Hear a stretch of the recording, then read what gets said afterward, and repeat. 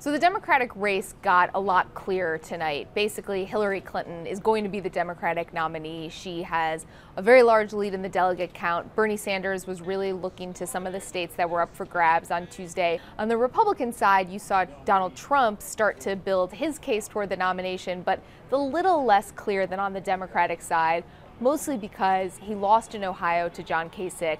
Ted Cruz is still finishing in relatively strong second place finishes in some of these states. As Cruz and Kasich stay in the race, they're going to continue to accumulate delegates. Their goal now will be not necessarily to get the 1237 delegates needed to clinch the nomination, but to keep Trump from doing so and then fight this out at a contested convention. We haven't gone through that in sort of modern political history, and everyone's trying to figure out what the rules would be, how you would try to get delegates to come over to your side, how many ballots this would go through. So it's a big open question about how a contested convention would go. It's also unclear whether the Republicans could really go down that road if Trump entered a convention with maybe not the exact number of delegates needed to clinch, but if he was very close, if he entered with more wins in states and more voters having backed him than any other candidate.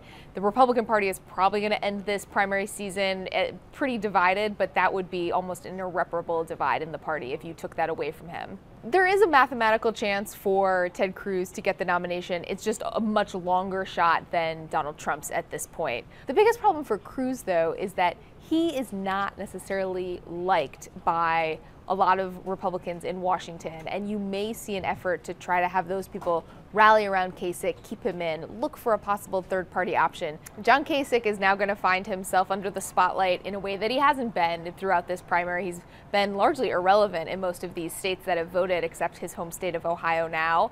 He has one big challenge right off the bat, and that's money. He needs to have donors put some money behind his campaign, especially because his only option is to go to a contested convention. For Hillary Clinton, you're really going to start seeing her pivot toward the general election. You already saw her do that in her victory speech after her wins on Tuesday. She's focused on Donald Trump and pretty much Donald Trump alone.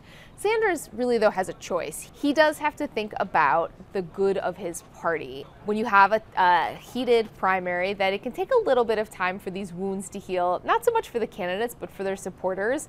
And if Hillary Clinton is going to win in November, she's going to need these Bernie Sanders supporters.